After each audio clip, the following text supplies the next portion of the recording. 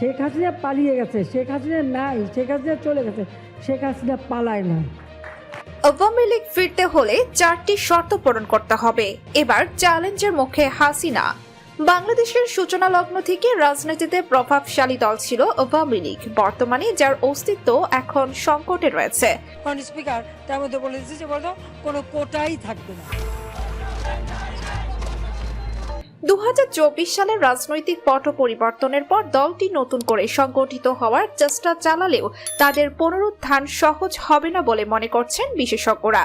সম্প্রতি কাতার ভিত্তিক গণমাধ্যম আলী রিয়াজের মতে এক সাক্ষাৎকারে সংবিধান সংস্কার কমিশনের প্রধান ও রাজনৈতিক বিশ্লেষক আওয়ামী লীগের ফিরে আসার সম্ভাবনা নিয়ে আলোচনা করেন। ভবিষ্যতে আরো একজন স্বৈরাচারীর তৈরি হওয়ার পথ আসলে আপনি বন্ধ করতে পারবেন না এবং তার মতে আওয়ামী লীগের পুনরুত্থান নির্ভর করবে 4টি গুরুত্বপূর্ণ শর্ত পূরণের উপর। সেখানে আওয়ামী লীগের প্রত্যাবর্তনের 4টি শর্তের কথা বলা হয়েছে, যা প্রথম শর্ত হলো অপরাধের দায় স্বীকার ও ক্ষমা প্রার্থনা করা এবং দীর্ঘ 16 বছরের শাসনামল, বিশেষ করে 2024 সালের আন্দোলন সংঘটিত সহিংসতার জন্য দলকে আনুষ্ঠানিকভাবে নিঃশর্ত ক্ষমা চাইতে হবে। দ্বিতীয় শর্ত হলো আওয়ামী লীগকে তাদের পুরনো রাজনৈতিক নীতিগুলো পরিত্যাগ করে নতুন কৌশল গ্রহণ করতে হবে।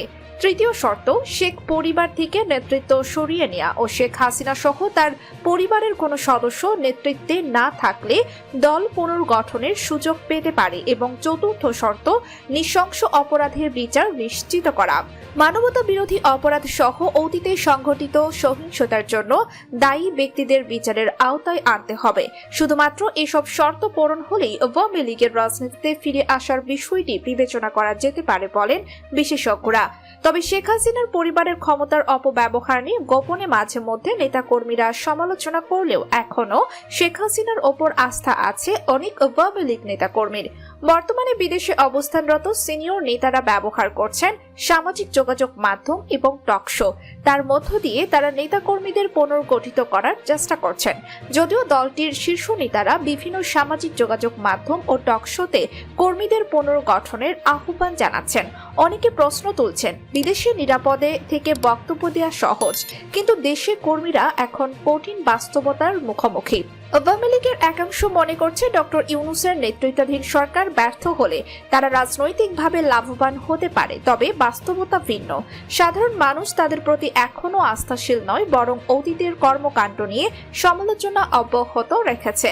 পর্যবেক্ষকরা বলছেন আওয়ামী লীগের সামনে এখন সবচেয়ে বড় চ্যালেঞ্জ হলো নিজেদের অবস্থান পর্যালোচনা করা এবং রাজনৈতিকভাবে টিকে থাকার জন্য নতুন কৌশল নির্ধারণ করা। তবে শর্তগুলো পূরণ না করলে তাদের প্রত্যাবর্তন কঠিন হবে।